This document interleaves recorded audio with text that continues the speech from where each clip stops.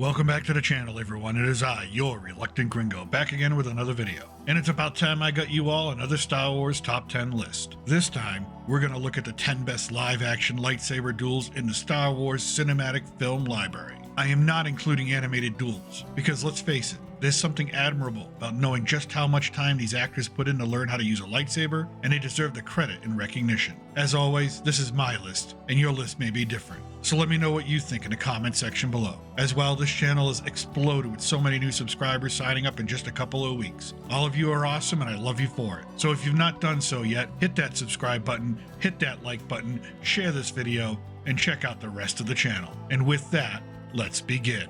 Number 10. Kylo Ren versus Finn.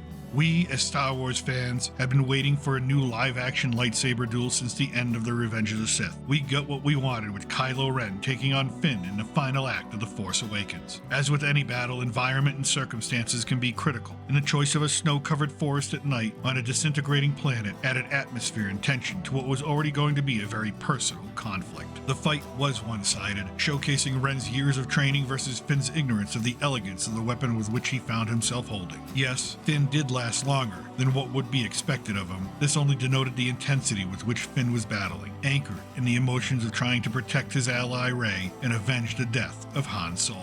He managed to get one lucky hit onto Kylo's shoulder, but it was obvious that Finn was outmatched and the conclusion was inevitable in only a matter of time. Kylo Ren, on the other hand, was exposed in this battle in more ways than one. His cockiness, allowing Finn to continually regroup when it was clear he had the upper hand and could end the fight, continually beating on his open wound from a blaster shot from Chewbacca, letting his blood spill into the snow, showing audiences that he was reckless and sadistic, even to himself.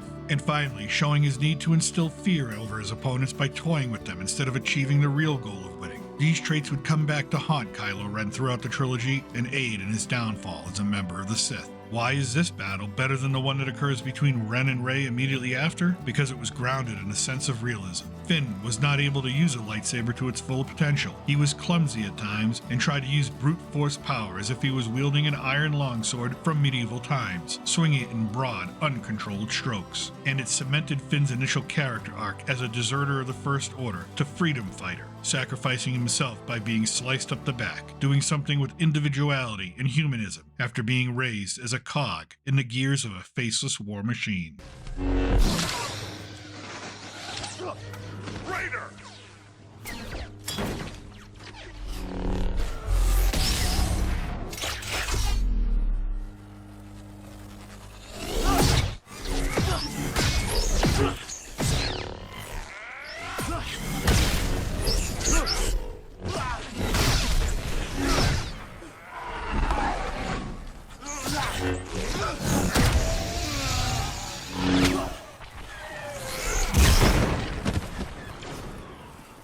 Number 9.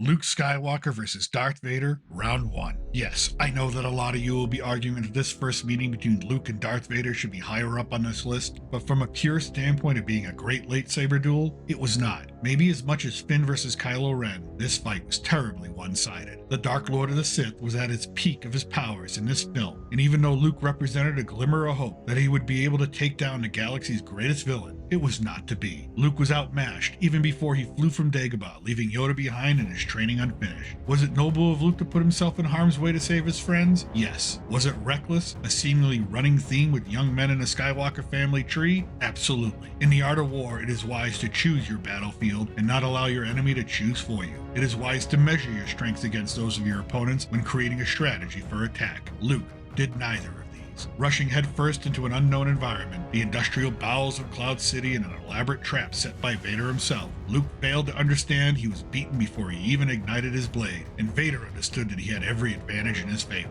Hoping to evaluate Luke's skills, Vader first toyed with him, allowing Luke to flourish at times, but never gave up his overpowering position through sheer skill, intelligence, and tactics. Luke's only high spots came at times of desperation and quick-witted physicality. And even when Luke was able to hit his target, at no time did it ever feel that Vader was not in control. Luke's small successes only angered the Dark Lord, giving him the excuse to let go of any restraint he may have felt. Yes, this may be the most dramatic confrontation of the original trilogy, but that does not stop it from being one of the most one-sided ass-whoopings in Star Wars lore. Vader may have failed to capture Luke in the end, but he did manage to maim him, expose his lack of skill in the face of another Force user, and reveal to Luke the true extent of the power that he would need to regroup against and contend with later on. You are beaten. It is useless to resist. Don't let yourself be destroyed as Obi-Wan did.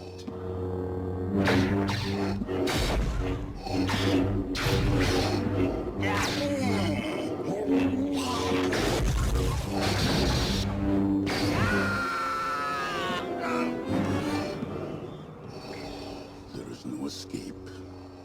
Don't make me destroy you.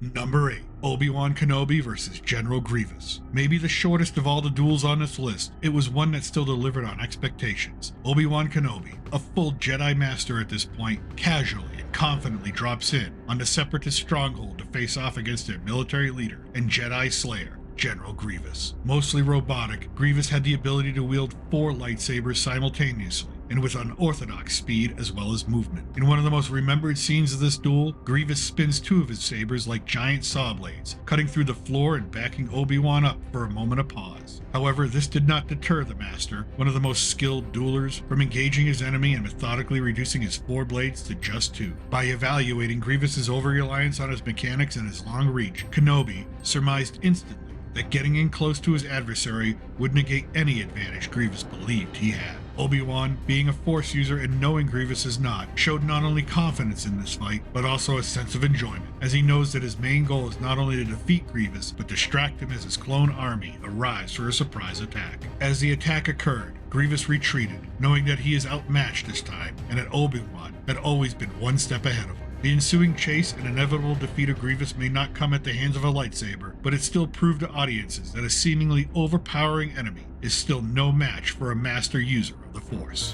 So uncivilized. Number 7.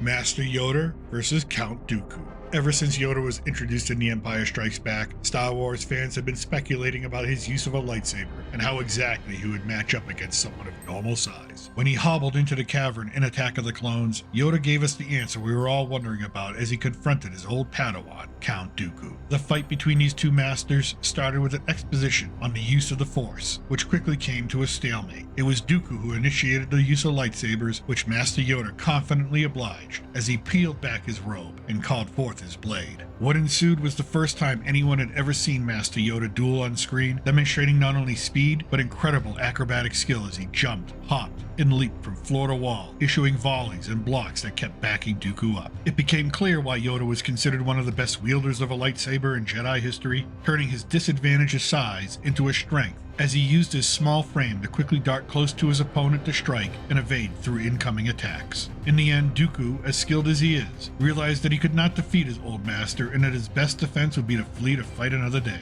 In that moment, Master Yoda re-established himself as one of the most formidable Jedi Masters in the galaxy and left Star Wars fans wanting more. If so powerful you are, why leave? You will not stop me. Darth Vader will become more powerful than either of us. Faith in your new apprentice, misplaced maybe, as is your faith in the dark side of the Force.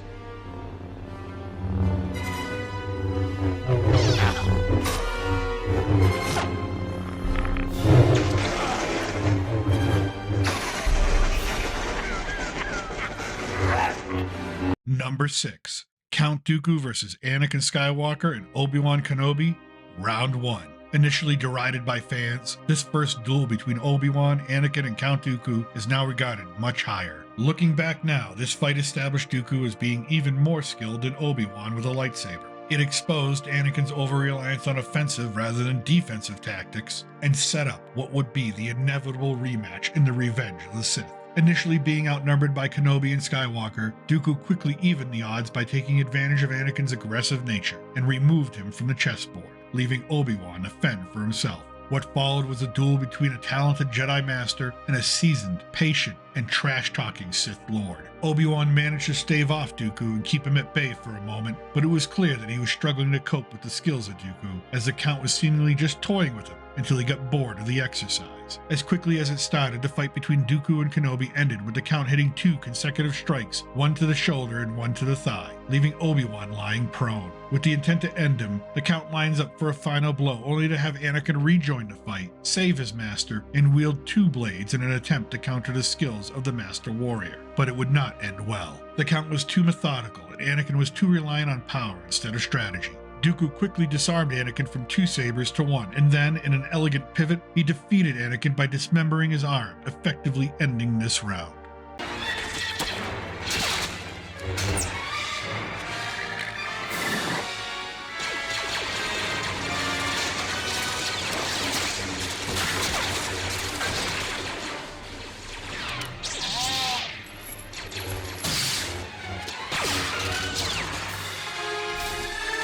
Number 5. Count Dooku versus Anakin Skywalker and Obi-Wan Kenobi, Round 2.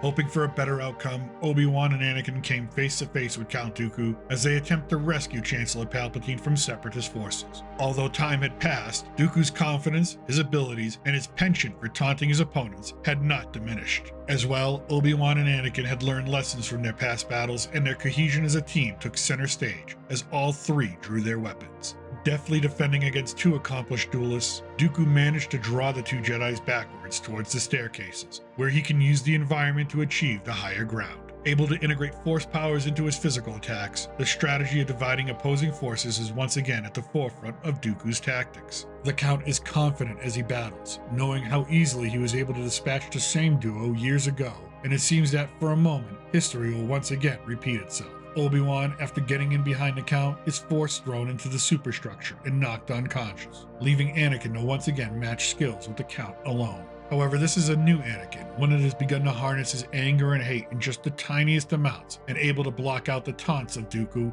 as he powers forward with intentional and precise volleys and lunges. As the Chancellor looks on, Anakin shows Dooku just how much he has improved from their last encounter, using some of the same parries and pivots the Count used against him previously. In a swift and elegant dodge and sweep, Anakin crosses up the Count, slicing through both of his wrists and removing both of his hands, intercepting the Count's own lightsaber hilt, and then, encouraged by the Chancellor, removes Dooku's head. Revenge has been delivered. Number 4. Chancellor Palpatine versus Mace Windu, Kit Fisto, Saiz Tin, and Agen Kolar.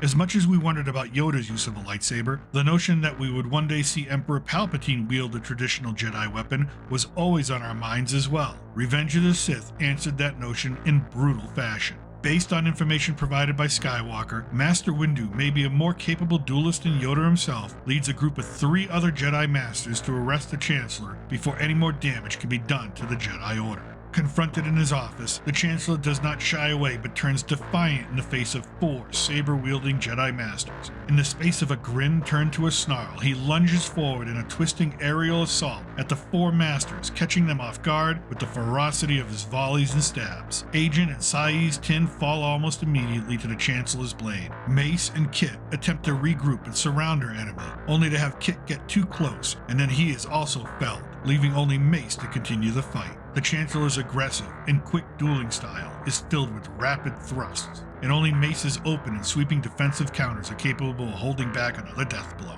The 2 battle in a vicious and rabid manner, both knowing that each has only one goal: to kill the other. Through patience and continuous counters, Mace is able to get the upper hand and disarm the Sith Lord, leaving Palpatine only one option: Force Lightning. It backfires, scarring him heavily. Only the arrival of Anakin Skywalker and his turn to the dark side are capable of saving the future Emperor from being executed by Master Windu. With an emotional cry and devastating upward strike, Anakin cuts off Mace's arm, leaving him vulnerable to Palpatine's Force Lightning, sending him flying out into the Coruscant skyline in certain death.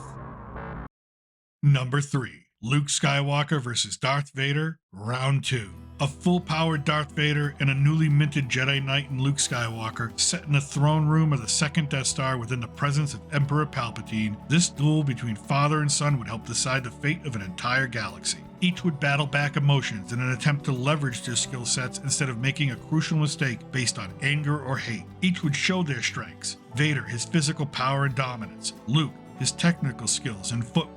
The younger Skywalker would use the environment to his advantage, leaping onto platforms and crosswalks. Vader would try to eliminate those with pure destruction. It is clear that Vader has a slight edge in a straight-up battle between the two because of his strength and size, but it is also clear that Luke has learned to turn that strength of Vader's into a weakness. At times, Vader seems wild and swinging without measure. He seems perplexed at some of Luke's tactics, even calling them unwise. However, it is Luke who is now using psychology paired with technical skill to wear down his father. It is only when Vader finds an emotional weak point does Luke unleash his young strength and energy into an emotional and desperate attack, one that ultimately sees the Sith Lord fall and lose his own hand in much the same manner as he took his son's in their first meeting. Luke, realizing his momentary lapse of Jedi discipline, ends the fight there and then, only to come under fire from the Emperor himself in a torrent of Force lightning. And we all know what happens after that. A father, a son, a galactic struggle between oppression and freedom,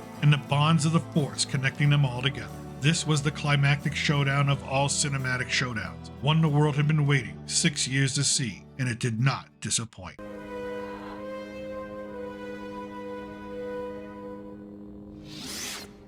Never. I'll never turn to the dark side. You failed, Your Highness. I am a Jedi, like my father before me.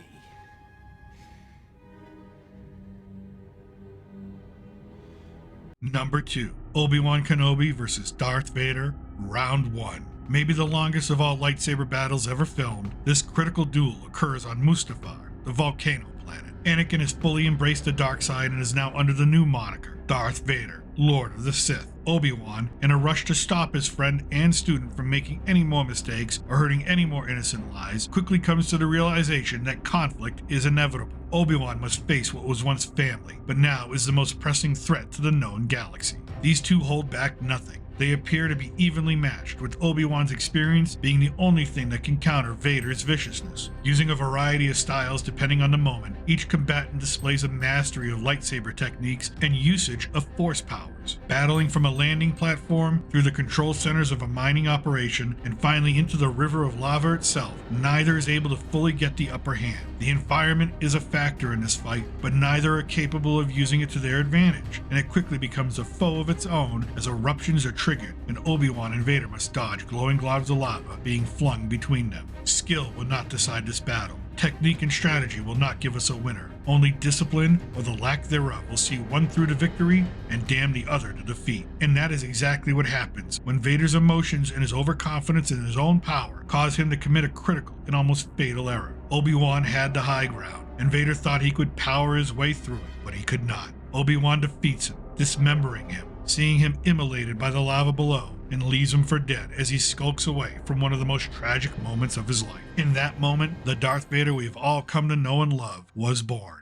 Number 1, Darth Maul vs. Qui-Gon Jinn and Obi-Wan Kenobi. 1983 to 1999 was too long for Star Wars fans to wait for another epic lightsaber battle. However, their patience was paid off. While The Phantom Menace is not the most beloved of the Star Wars films, its main villain is. Darth Maul, a red and black Dathomirian, an apprentice to the mysterious Darth Sidious, is introduced to audiences in epic fashion. He does not speak, he does not reveal his emotions. He is a hunter, a Sith Lord trained for one thing and one thing only, to dominate opponents, especially unsuspecting Jedi. He immediately became a fan favorite. Wielding a double-sided lightsaber, something audiences had never seen before, he surprises both Master Qui-Gon and his Padawan Obi-Wan in the hangar bay of the Royal Palace in Naboo. Already having tangled with Qui-Gon on Tatooine, Maul is eager and unflinching in his resolve to test the Jedi duo. What comes next is the most epic lightsaber battle in the Star Wars live-action cinematic universe. From the moment that Maul drops his cloak and artfully ignites his two-sided blade, fans are treated to a masterclass in lightsaber dueling. Although outnumbered, Maul is never concerned. He knows the terrain. He knows where he's enticing his prey to follow. He knows that eventually he will have them separated and that either one of these Jedi, whether together or alone, are no match for his bow staff version of dueling. When the time is right, Maul eliminates Obi-Wan temporarily from the fight, leaving him against Qui-Gon Jinn, the older and slower of the two Jedi. It is clear that there is a plan, and it is working perfectly for Maul. Able to confront Qui-Gon one-on-one, Maul uses his limited time to show just how murderous he can be. Using a strike to the face of the Jedi Master to set up the fatal blow to the torso, he drives his saber clean through. Enraged by the death of his old master, Obi-Wan readies himself to battle the Sith Lord, whose confidence has only grown with this first step to victory. And when the time comes, Kenobi rushes towards his enemy, and what we are given is a magnificent back and forth of blocks, sweeps, pivots, parries, and lunges, ending with Maul losing one half of his blade. But Kenobi is inexperienced. He does not integrate his force powers into his attack,